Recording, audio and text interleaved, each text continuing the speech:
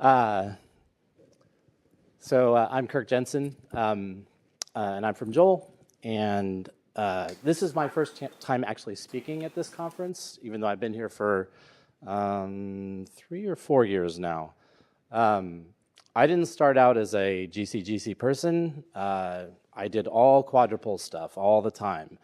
And when my predecessor left to go pursue adventures at Louisiana State, suddenly the GCxGC stuff fell to me, and so now it's on our quadrupole. So, are you tired of split ends? Do you lay awake at night thinking, what if I could put more flow into my mass spec? Insanity. Well, have I got a solution for you? So, most people, like I get it, we've talked about this over a few days now. We've all seen this image about 20 billion times. But there might be somebody here today that was not here yesterday or the day before, so I will briefly cover some basics. So, GCxGC, we have 2 columns and a modulator, and we need that in order to do better separation for compounds that are just co-eluting on a massive scale. And that's why this workshop is here, so that we can discuss all the different ways that we can do that. And if I've learned nothing in 3 years, is that there's about 1 billion ways to do this same setup over and over again, which is fascinating. But in general, there are 2 schools of thought. One is thermal, and one is flow. And each has kind of its own benefits and problems, but very briefly, and I have some fun videos if they'll play. So this is thermal separation. So we're going to send it through column 1. And as it approaches the kind of the midpoint, the modulator, we're going to cryotrap and then release. And it's going to separate, cryotrap again, and release. And then it's going into our second column for separation. This is a nice concept because it's easy to picture. When it hits the cold spot, it stops, and when it hits the warm spot, it goes, which makes thermal a very nice, it's intuitive. Flow is a little less intuitive because we're using gas pressure to, push things around. So in this, reverse fill flow, we're going to fill a sample loop, and then we're going to change the valve, and then we're going to up the pressure and push all that onto the second column. Now, I had this epiphany this week. GC people, raise your hands. Okay? This has a lot of valves, right? What other kind of chromatography has lots of valves and is not fun?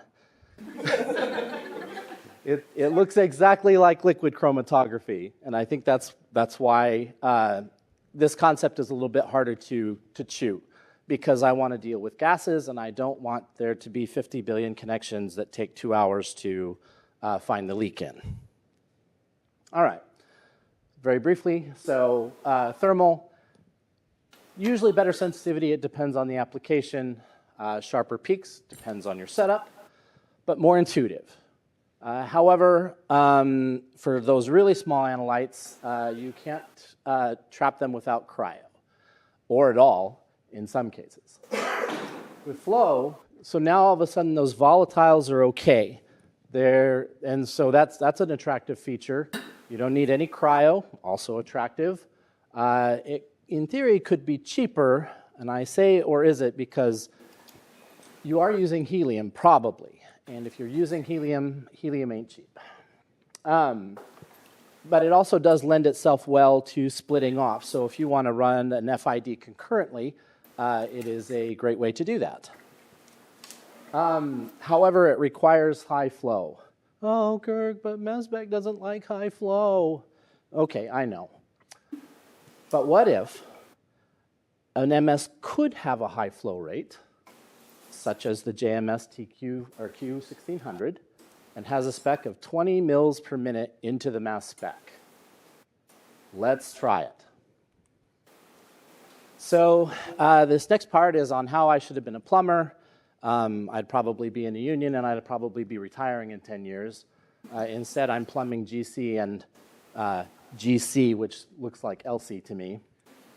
So again, I'm using the Q1600. So one of the advantages this has over, say, like a TOF, which is what we sell also with our thermal setup, is that it has that nice dynamic range, about 2 orders better. High scan speed.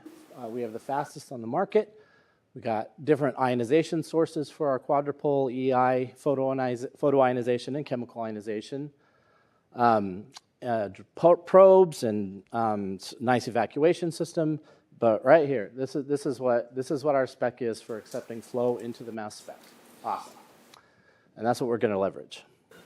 For the modulator, we're using the Sepsolve Insight Flow modulator, so cryogen free, that's nice. No volatility restrictions, that's nice. Complete transfer if you calculate the sample loop correctly, which I did not when I started this, so that was not good.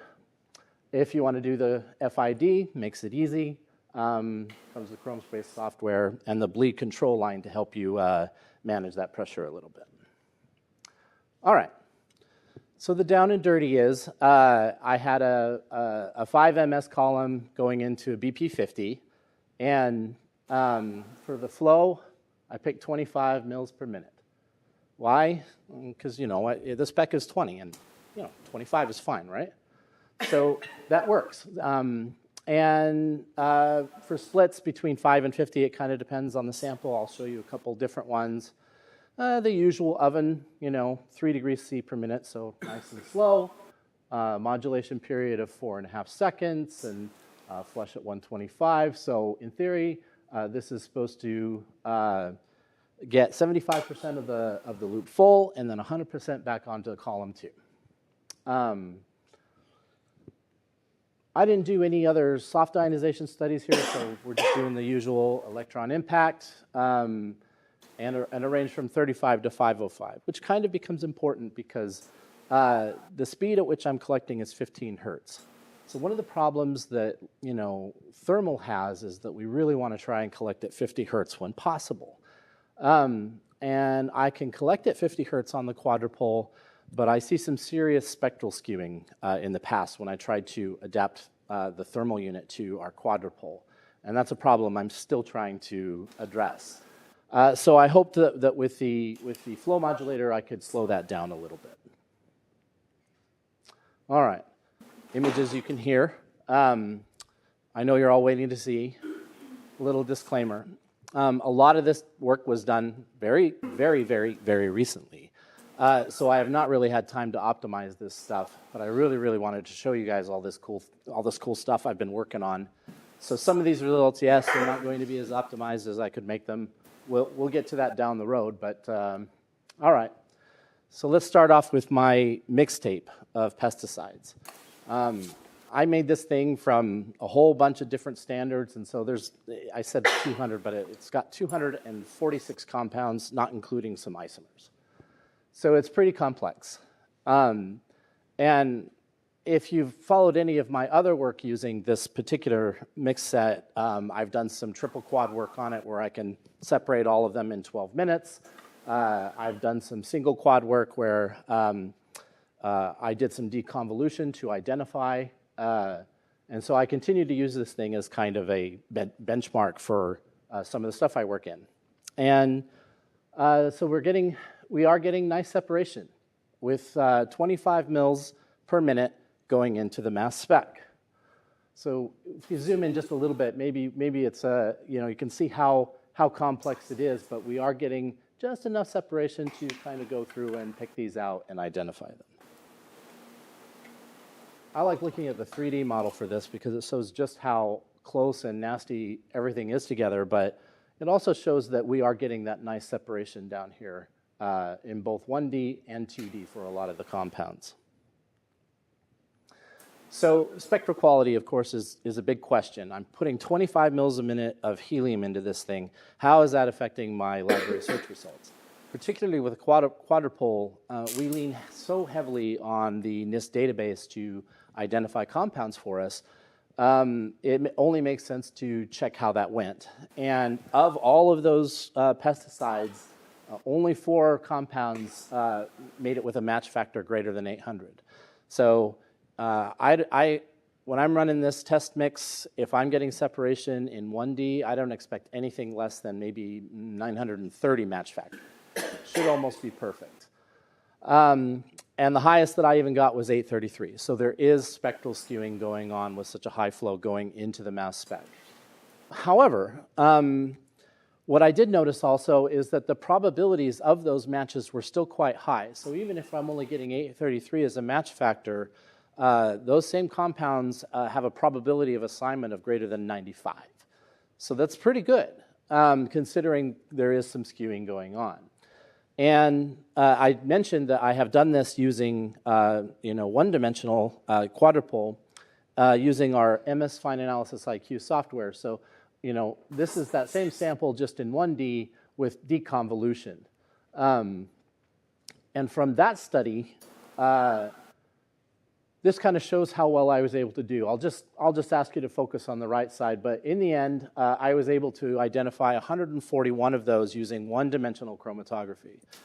And if I go back to the previous slide, approximately 120 compounds ID'd correctly from the 2D data. So even though I'm getting spectral skewing, I'm not getting that much different match factors overall than I was getting in 1D. All right, something a little more interesting or not. I thought, I'll run this perfume on there and it'll be great. It did separate, but it's not very interesting because this is almost separable in 1D. And so, okay, it worked, but it's not interesting. But this is the other perfume that I work with all the time, and it's nasty. It's got this huge blob here, and I thought, okay, we'll try that. Excuse me. So yes, it's we still get this huge blob here. But what this illustrates, though, if we zoom in a little, is that we have all of these compounds here that are being separated in the second dimension that are very useful to have that two-dimensional separation on. I could not separate these compounds out entirely in 1D. Some of them I was able to see in 1D, but the majority of these were hidden in this big goop here. So we're seeing some great separation in 2D, and for a sample that actually makes sense to run on a quadrupole. Quick look at the 3D again, just to see kind of how well they're actually separating in both dimensions at the same time. All right, here's the obligatory diesel. Yeah, I know, we all run diesel when we want to find out how well it's working. So again, it kind of separates, but as I mentioned, these parameters have not really been optimized. So I know I can do better than this, but for a first run, I was very happy to see this. Again, this is all at 25 mils per minute going into the GC. Well, how about some soy? That's interesting. It looks basically the same, but we do get these blobs down here, from the soy. But we're seeing the same profile overall. Okay, so it's mostly working. Great. Now, I didn't get into science because I wanted to handle everything with kid gloves. I wanted to get into science because I'm actually insane and I want to break things along the way, which is, not great if you work for a company and they don't want to pay for every time you break something, but okay, could I put 50 mils a minute into the mass spec? Yes, I can put 50 mils a minute into the mass spec without breaking it, mostly. And so you're just looking at a huge F1 over F2 value of 100. And why bother doing this? Well, you guys can blame Chris Fry because I came up with this idea while I was talking to him the other day. We were talking about MALDI and some metal oxide stuff I did 10 years ago, and I thought, I wonder if I can put 50 mils in there, and then I went home and ran this. So just to kind of compare between the two, okay, what we are actually seeing though is that, yeah, at 25 mils, we're getting better, a little bit better chromatography. It could be an optimization issue, but I get the feeling that at 50 mils a minute, the helium is just overwhelming the chromatography a little bit. But the thing I like about looking at this is that it means that I have a lot of room to play with down closer to 25 to try and make this better. So a spectral comparison between 25 and 50 mils was quite interesting. I just picked a couple of representative compounds. So we're getting a mass factor of 723 versus 632. So actually at 50 mils, this compound did better as far as spectral comparison. And if we looked at this one, we're getting about the same. We're getting about 798 and 801. So we are getting spectral skewing, but there's very little difference between 25 mils and 50 mils. So again, that's nice that it gives me that time to play. Now this is a workshop, so I'm going to explain just a little bit about how this all went down. I only regret a couple things in my life, but one of them was telling SepSolve, I can install it myself. It's fine. It's not fine. It took forever. So some things I've learned is that just like thermal, I only had the 100 PSI inlet on my GC, and you're really going to want that 150 just to handle that extra head pressure if you want to move to a smaller column size. Took forever to set up, but after it was set up, it just runs and runs and runs, and I didn't have to do any maintenance on it for quite some time. If you're setting this up, you can add the bleed dimension to column 1 as a single column, or if you have an Agilent 8890, you can put it in as a composite column. But don't do both, because that doesn't work, and that will result in a week of bashing your head against the GC. So I wish I had used a smaller bore D1, but please see point 1 about the PSI.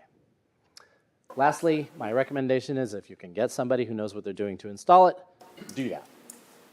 All right. Some questions I can't answer since this is all like really brand new stuff. You know, how does it compare to thermal? I know that's the big question. Okay, I can do it. I can put that into the GC. Well, how does it really compare to kind of the standard? Well, I don't know yet. I'm working on that. Because putting the thermal modulator on the quadrupole has, you know, proven to be a little difficult. And Jean Pen, our collaborator, has some nice ideas about how to overcome that. So once we get that, we will test that.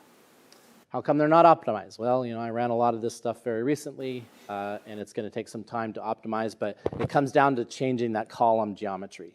So until I can get that 150 PSI head pressure, I'm stuck with what I've got. I talked a little bit about data speed. 15 hertz is probably not going to be enough, to be honest. If John Monker was here from SpectralWorks, he would probably bite my head off if I told him how many points across the peak I was getting. What is X peak in the chromatogram? I didn't run these to learn about the sample. I ran these to see if I could make the equipment run these samples. But I have a lot of other work where I have answered that question in one-dimensional stuff. I did do the library searching, so no more about that. And other gases, so I would like to test this with with hydrogen and with nitrogen and see if I can make either of those gases work. And lastly, of course, you know, what's the sensitivity? I can tell you that the pesticide was a 10 ppm sample that was then split by 10. So we're looking at probably in the mid part per billion range right now. So what did we learn? Okay, I can put more than 20 mils a minute into the mass spec. Awesome. And that really I need to get a better D1 column, and I'd really like to do some reverse phase column stuff for some of those samples that need it. And the even more flow, I think I pretty much answered that question already. Yes, I can put an insane amount of helium into the mass spec. And helium is fun, but also expensive, so I'd like to switch to some other less fun gas, like hydrogen. I'd like to thank Matt Edwards and Jonathan Grandy from SepSolve, who, when I was bashing my head against the wall, they were both there to kind of help me through the process, even though I was like, oh yeah, I can do it. Yeah, I can't do it. I'd like to thank my colleague Chip Cody and our collaborator Jean Pen for their valuable discussion on why you can put that much flow into a mass spec. And with that, I'll take your questions.